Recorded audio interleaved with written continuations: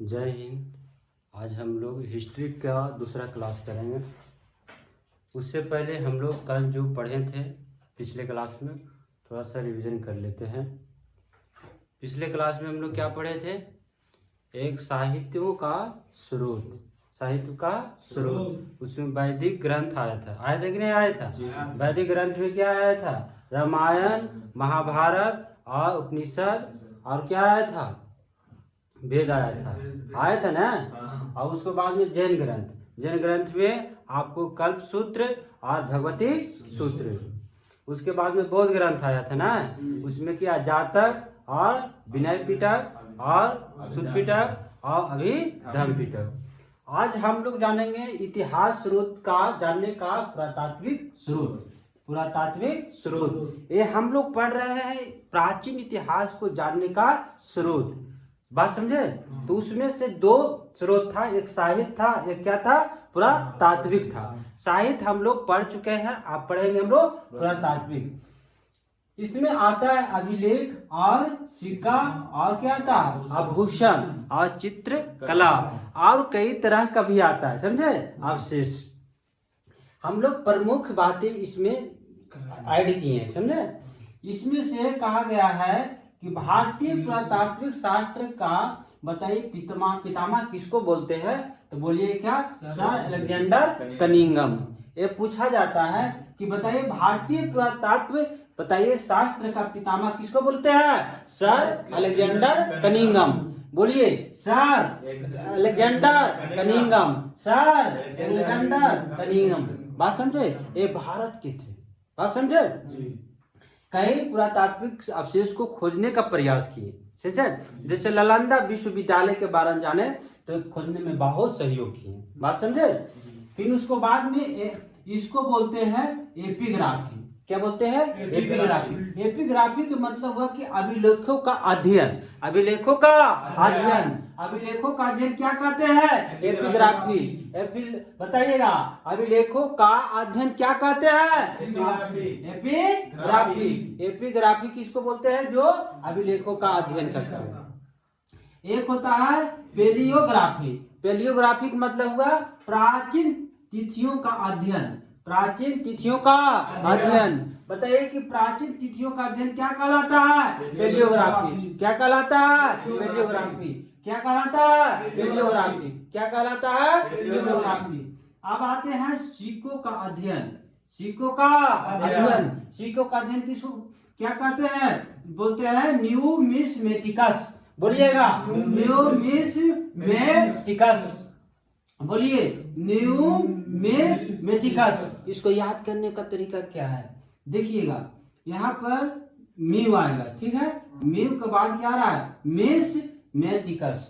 आप कहीं भी जाइएगा, बताइए मिस मतलब क्या? नाच मुड़वा देखने के लिए तो उसमें पैसा लगता है, टिकट लगता है कि नहीं लगता? तो बताइए कि न्यूमिस्मेटिक्स क्या हम जानेंगे? सिक्कों का अध्ययन। याद रहेगा? याद, बात समझे? अब आते हैं हम लोग कहाँ? सिक्का में आते हैं। कहाँ आते हैं? सिक्का में। सिक्का भी क्या होता था? प्राचीन इतिहास को जानने का सबसे बड़ा स्रोत होता था। लोग पहले क्या करते थे? सिक्का में देवी देवताओं का उल्लेख किया गया था, चित्र बनाया जाता था, बात समझे? अपना नाम उसमें उल्लेख किया जाता था। बताइए जो काम किया उसको उल्लेख करता था, किसमें? सिक्का में। सबसे प्राचीन सिक्का बोला जाएगा तो क्या बोलिएगा? पंचमार। क्या बोलिएगा? पंचमार। बताइए सबसे प्राचीन सिक्का क्या नाम है? पंचमार। क्या नाम है?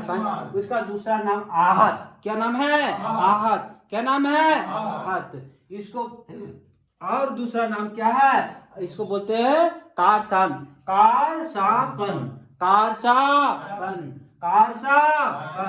एक प्राचीन सिक्का था। क्या था? प्राचीन सिक्का था। अब आते हैं सोने का सिक्का। आपसे पूछा जाएगा, बताइए सोने के सिक्का में लिखित सिक्का कौन चलाया था? तो बोलिएगा कुषाण। कौन चलाया था? कुषाण। बताइए लिखित सोना का सिक्का कौन चलाया था? कौन चलाया था? कुषाण। बाकी पूछ देगा सबसे प्रथम सोने का सिक्का कौन चलाया था भारत में? तो क्या बोलिएगा? यूनान। कौन चलाया था? यूनान। सबसे प्रथम बताइए सोने की सिक्का कौन चलाया था? यूनान। कौन चलाया था? यूनान चलाया था। लेकिन बोलेगा लिखित सोना के सिक्का कौन चलाया था? तो क्या बोलिएगा? कुषाण। अब उसमें प्रश्न पूछेगा बताइए कि सोने के सिक्का में सबसे व्यापक रूप से सोने के सिक्का कौन चलाया था? तो बोलिएगा गुप्त शासक। कौन चलाया था? गुप्त शासक में। गुप्त शासक में क्या होता है? गुप्त काल में सबसे व्यापक सोने का सिक्का, बाकी व्यापक जहां पे रहेगा बताइए अशुद्ध होगा कि नहीं होगा? तो बोलेगा अशुद्ध सबसे ज्यादा सिक्का सोने की सिक्का कहाँ चलाया था? गुप्त काल में। कब चलाया गया था? गुप्त काल में। क्या याद रहेगा? याद रहेगा कि नहीं रहेगा? ये बताइएगा। सतवाहन में एक सिक्का चलाया था जिसको बोलते हैं शीशा। क्या बोलते हैं? शीशा। शीशा का बताइए सिक्का कौन चलाया था? सतवाहन। ये जानने बताइए प्राचीन इतिहास को जानने का सबसे बड़ा स्रोत है, समझे? जिसको सिक्का को मोहर भी बोला जाता है। सिक्कर को क्या बोला जाता है? मोहर। अब आते हैं हम लोग अभिलेख पर। इसमें अभिलेख क्या है? सबसे प्रथम हम लोग जानते हैं अभिलेख क्या है। अभिलेख क्या है कल भी हम बताए थे, आज बताते। अभिलेख किसी पत्थर पर, किसी दीवार पर, किसी स्तंभ पर कोई चीज का उल्लेख कर देना या लिख देना क्या कहलाएगा? अभिलेख। अभिलेख समझ में आया? बताइए अभिलेख किसको बोलते हैं? किसी पत्थर पर, किसी दीवार पर क्या कर देना है? लेख कर देना या लिख देना है, तो क्या कहलाया? अभिलेख। क्या कहलाएगा? अभिलेख। बताइए अभिलेख के बारे में। इस तरफ देखिए शासक का नाम है और इस तरफ क्या है? अभिलेख का नाम है। पहला एक समुद्रगुप्त के बारे में जानते हैं। समुद्रगुप्त एक महाप्रतापी राजा थे। बोला जाता है कि तीनों समुद्र के पानी इसका घोड़ा पीता था पानी। एक मतलब हुआ कि पूरे मेरा जो भी हमारे देश का था उत्तर से दक्षिण तक इसका क्या था? साम्राज्य था। बात समझे? किसी के सामने नहीं हारा था ये, कभी पराजित नहीं हुए थे। ये सबसे महाप्रतापी राजा थे। एक अभिलेख लिखाए थे जहां का इलाहाबाद में। इसका नाम था क्या? प्रयाग प्रशस्ति। प्रयाग प्रशस्ति। कौन लिखा था? इसका एक कवि था, उसका क्या नाम था? हरिसेन। क्या नाम था? हरिसेन। क्या नाम था? कहाँ? इलाहाबाद में। कहाँ? इलाहाबाद में। बताइए तीन समुद्रों का पानी बताइए किसका घोड़ा पीता था? समुद्रगुप्त। किसी से पराजित हुए थे? नहीं। बात समझे? अब आते हैं हम लोग रुद्रदामन। एक शासक था रुद्रदामन। एक भारत के नहीं था, शक राजा था, विदेश से आया था, गुजरात में आकर बस गया। बात समझे? कई ऐसा युद्ध लड़ा, विजय पाया। बात समझे? बस यहाँ पर एक अभिलेख लिखवाया गुजरात में। कहाँ लिखवाया? गुजरात में। बाकी अभिलेख कैसा था? संस्कृत में लिखाया था। कैसा लिखाया था? संस्कृत में। आपसे प्रश्न पूछा जाएगा बताइए सबसे प्रथम संस्कृत अभिलेख कौन लिखवाया? तो क्या बोलिएगा? रुद्रदामन। क्या? कौन सा अभिलेख था? जूनागढ़। कौन अभिलेख था? जूनागढ़। कौन अभिलेख था? जूनागढ़। कौन लिखवाया था? रुद्रदामन। बताइए कौन शासक था? कौन सा शासक था? अब आते हैं खारवेल। एक कलिंग के राजा था। कलिंग कहाँ पड़ता है? उड़ीसा में। कहाँ पड़ता है? उड़ीसा में। एक हाथी गुफा लिखवाया था। हाथी गुफा अभिलेख। अभी भी जाइएगा उड़ीसा में तो वहां पर सबसे फेमस है हाथी गुफा। अभी भी सर्च मारिएगा मोबाइल पर तो ये बताएगा। तो कौन लिखवाया था? खारवेल। कहाँ के राजा था? कलिंग का। कहाँ कैसा? कलिंग का था। अब आते हैं हम लोग कहाँ? पुलकेशिन द्वितीय। पुलकेशिन द्वितीय हर्षवर्धन को हराया। कहाँ हराया? कहाँ बताइए? यहाँ पर नर्मदा नदी के किनारे। दोनों के बीच लड़ाई हुई। किसके बीच? पुलकेशिन द्वितीय और हर्षवर्धन के बीच। बताइए कि कौन का? बताइए चालुक्य शासक था। कौन शासक था? चालुक्य शासक था। कौन अभिलेख लिखाया है? ये होल अभिलेख। बताइए जहां पर हराया था हर्षवर्धन के ने वहां पर अभिलेख लिखवा दिया। तो किसको बारे में लिखवाएगा? हर्षवर्धन के बारे में जी। तो बताइए इसका लिखने वाला और कोई होता है? कौन होता है? इसका कवि नाम था रवि कीर्ति। क्या नाम था? रवि कीर्ति। क्या नाम था? रवि कीर्ति। बताइए अभिलेख का क्या नाम था? एहोल। क्या नाम था? एहोल। कहाँ? नर्मदा नदी के किनारे। किसको हराया था? हर्षवर्धन को। किसको हराया था? हर्षवर्धन को। एक आता है भानुगुप्त। भानुगुप्त गुप्त काल का शासक था। एक अभिलेख लिखवाया, इसका नाम था एरनबी। इसमें सबसे बड़ा महत्वपूर्ण बात क्या है? सती प्रथा का उल्लेख मिलता है। आपसे प्रश्न पूछेगा कौन सा अभिलेख में सती प्रथा का उल्लेख मिलता है, तो एरन अभिलेख। बोलेगा अरे एरन अभिलेख किसके लिखा हुआ है? भानुगुप्त। पता है कौन? भानुगुप्त। कौन लिखवाया था? भानुगुप्त। 510 ईस्वी में, 510 ईस्वी में सती प्रथा का उल्लेख किसमें मिलता है? एरन अभिलेख। अब हम लोग आगे बढ़े जी। अब आते हैं स्कंदगुप्त। क्या आते हैं? स्कंदगुप्त। स्कंदगुप्त भीतरी अभिलेख लिखवाया। क्या लिखवाया? भीतरी। इसमें उल्लेख क्या मिलता है? बोलता है हुनों का आक्रमण। हुनों का आक्रमण। इससे में पूछ देता है कभी कभी। बताइए स्कंदगुप्त में बताइए कौन सा अभिलेख लिखाया? तो भीतरी अभिलेख। अब एक प्रश्न पूछ जाता है, बताइए हुन का आक्रमण किसके शासन काल में हुआ था? तो क्या बोलिएगा? स्कंदगुप्त। किसके शासन काल में? बताइए स्कंदगुप्त। एक होता है चंद्रगुप्त द्वितीय। चंद्रगुप्त द्वितीय। चंद्रगुप्त द्वितीय ने कौन सा स्तंभ बताइए लिखा? तो मेहरौली लोह स्तंभ। अभी भी दिल्ली में है। ये लोहा का है। इसमें जो पत्थर के लिखवाया था ना, ये लोहा पर। इसमें दिल्ली में जाइएगा, ये जहां कुतुब मीनार है उसी परिषद में है। उसमें कहा है लोहा का 1000 वर्ष हो गया है, बाकी अभी तक जंग नहीं लगा है। उसमें जंग नहीं लगा। क्यों नहीं लगा? क्योंकि स्टील का परत चढ़ाया गया है। बताइए जंग रोधी स्तंभ सबसे बड़ा तकनीक देकर गया। मेरा देखिए इतिहास, प्राचीन इतिहास। आज हम लोग एक प्रयोग खोज किए हैं, किए ना जी? बताइए हमारा इतिहास तो पहले खोज के रखा हुआ है। 1000 वर्ष में बताइए कोई भी लोहा का जंग लगेगा कि नहीं लगेगा? लगे। इसमें लगा हुआ है। कौन बताइए कौन लिखवाया था? चंद्रगुप्त द्वितीय। कौन लिखवाया था? द्वितीय। अब आते हैं हम लोग, एक विदेश के था यूनानी द्वीप। इसका नाम था हेलियोडोरस। बोलिएगा हेलियोडोरस। हेलियोडोरस कहाँ से आया था? यूनान से आया था। दूत बन के आया। यहाँ देखा कि भारत में तो यहाँ पर बताइए तो कृष्ण भगवान का लोग भागते हैं, चलते हैं। आया तो वहां पर आया तो ये बहुत प्रभावित हुआ भागवत गीता से। बात समझे? तो एक यहाँ पर एक स्तंभ लिखवा दिया जिसका नाम था गरुड़ स्तंभ लेख। गरुड़ किससे संबंधित है? कृष्ण भगवान से। कृष्ण भगवान से है कि नहीं जी? कहाँ है? मध्य प्रदेश में लिखवाया। कहाँ लिखवाया? मध्य प्रदेश में। क्या भारत के था? नहीं। कहाँ के था? यूनान के था। मध्य प्रदेश के बेसन नगर में, जिसको बोलते हैं विदिशा।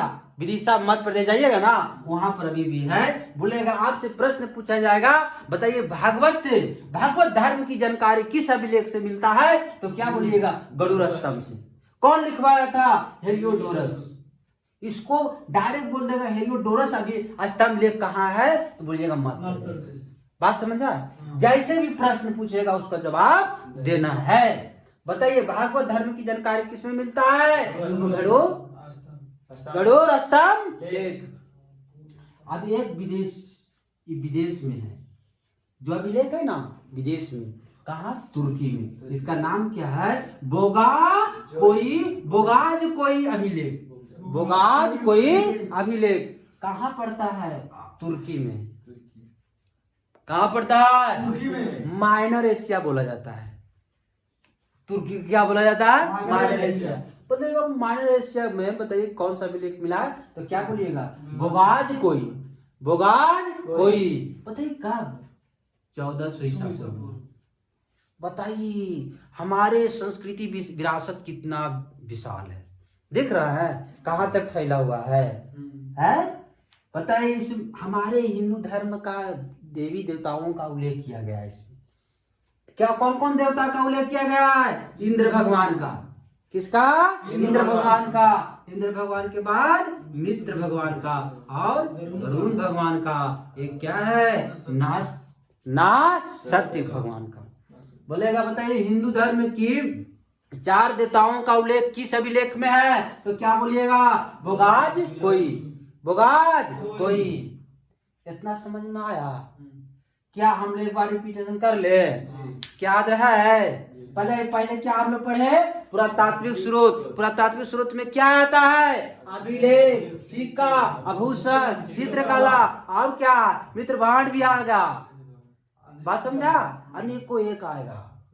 बताइए भारतीय पुरातत्व शास्त्र का पितामह किसको बोलते हैं? Sir Alexander Cunningham. Sir Alexander Cunningham. क्या याद रहेगा? बोलिएगा नहीं? बोलिए एक बार आप बोलिए सर अलेक्जेंडर कनिंघम। जो कठिन शब्द होता है उसको कम से कम 5 बार बोलिए, अपने आप आ जाता है। बोलिए सर अलेक्जेंडर कनिंघम। क्या बोलते हैं? भारतीय पुरातत्व शास्त्र का पितामह या जनक भी बोल सकते हैं। ठीक है, बताइए अभिलेखों का अध्ययन क्या कहलाता है? एपिग्राफी। क्या कहलाता है? एपिग्राफी। क्या कहलाता है? एपिग्राफी। बताइए प्राचीन तिथियों का अध्ययन क्या कहलाता है? बताइए पेलियोग्राफी। पेलियोग्राफी। पेलियोग्राफी। अब आते हैं सिक्का का अध्ययन क्या कहते हैं? सिक्का का अध्ययन हम लोग कहते हैं न्यूमिस्मेटिक्स। न्यूमिस्मेटिक्स, सिक्कों का अध्ययन।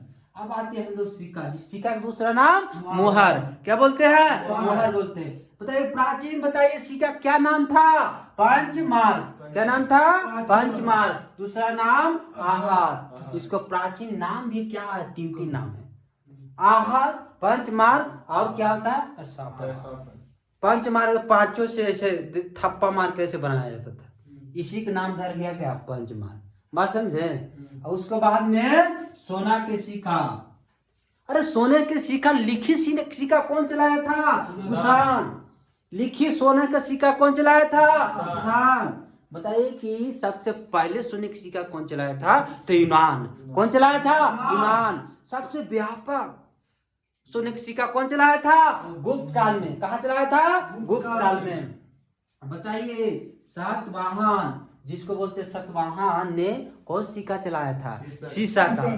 क्या का? सीसा का। एक प्रश्न यहाँ पर जुड़ता है कि बताइए कौन सा शासक और कौन सा अभिलेख है? इसको बारे सबसे बड़ा महत्वपूर्ण चीज है, और जो महत्वपूर्ण है उसको हम हाइड किए हैं। आप लोग जरूर एक बार अपने से खुद से रिवीजन कीजिए। एक बार हम आप कर देते हैं।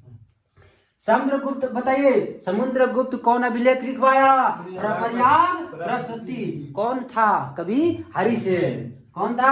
हरिसेन। कहाँ? इलाहाबाद में। कहाँ? इलाहाबाद में। बताइए रुद्रदामन ने कौन सा अभिलेख लिखवाया? तो चुनागढ़। चुनागढ़। आपसे पूछ रहे, बताइए प्रथम संस्कृत अभिलेख कौन है? संस्कृत में लिखा हुआ अभिलेख तो चुनागढ़। चुनागढ़। याद रहेगा जी। बताइए खारवेल ने कौन सा अभिलेख लिखवाया? हाथी गुफा अभिलेख। हाथी गुफा कहाँ पड़ता? उड़ीसा में। कहाँ पड़ता है? उड़ीसा में पड़ता है। पुलकेशियन द्वितीय कौन सा शासक था? चालुक शासक था। कौन सा शासक था? चालुक। हाँ, बताइए किसको हराया था? हर्षवर्धन को। कहाँ हराया था? नर्मदा नदी के किनारे। कौन सा बताइए अभिलेख लिखाया? एहोल अभिलेख। पता है उसका कवि का नाम क्या था? रवि कीर्ति। रवि कीर्ति। अब आते हैं भानुगुप्त। क्या आते हैं? भानुगुप्त। भानुगुप्त ने कौन सा अभिलेख लिखवाया? बोलिए एरन अभिलेख। कौन सा अभिलेख? बताइए क्या चीज का उल्लेख किया गया है? सती प्रथा का। क्या चीज का? सती प्रथा का। बताइए कब? 510 ईस्वी। 510 ईस्वी में। बताइए स्कंद गुप्त कौन सा अभिलेख लिखाया? भीतरी अभिलेख। कौन सा? भीतरी अभिलेख। भीतरी अभिलेख में किसका उल्लेख मिलता है? तो हुनों का आक्रमण। हुनों का आक्रमण। हाँ, आप बताइए चंद्रगुप्त द्वितीय कौन सा बताइए स्तंभ लिखाया? तो बोलिएगा में है रौली लोह स्तंभ। जंग रोधी है, जंग रोधी है। जंग लग रहा है? कितना साल हो गया? 1000 वर्ष। अब आते हैं कहाँ? हेलियोडोरस। हेलियोडोरस क्या भारत के था? नहीं। कहाँ के था? यूनान के था। कहाँ के था? यूनान के था। बताइए क्या लिखवाया? गरुड़ स्तंभ कृष्ण भगवान से प्रभावित थे। बात समझे? किसके जानकारी मिलता है? भागवत धर्म की जानकारी। बात समझे? बताइए कहाँ है जी? मध्य प्रदेश के विदिशा में, जिसको फिर जाइएगा बेसनगर भी वहां पे, विदिशा के बगल में। और विदेश में एक अभिलेख और मिला है जिसको बोलते हैं बोगा जग कोई अभिलेख। बोगाज कोई अभिलेख कहाँ है? एशिया माइनर में, जहाँ बोलते हैं तुर्की। याद रहेगा? बताइए कितने हिंदू धर्म का देवी देवताओं का उल्लेख है? तो 4। कौन कौन? इंद्र भगवान, मित्र भगवान, वरुण भगवान, और कौन भगवान? नास्ति भगवान। आ जाइए भगवान कहाँ? देश से, भारत से छोड़कर कहाँ? तुर्की में। क्या इतना समझ में आया? चलिए अब हम लोग अब पढ़ेंगे पूरे प्राचीन इतिहास के बारे में। तो मजा आएगा क्योंकि हम लोग शुरू जानेंगे कि प्राचीन इतिहास कौन कहाँ से पढ़ेंगे, कहाँ से आएगा, कहाँ से हम लोग जानकारी लेंगे। बात समझे? इतना तो आप लोग समझ गए होंगे। हम अगले क्लास में आएंगे पूरे ऊर्जा के साथ। आप लोग से निवेदन है कि यदि ये सेशन आपको अच्छा लगता है, आप आगे बढ़ाइए, अपना कर्तव्य को निर्वहन कीजिए। ठीक है? आप जय हिंद।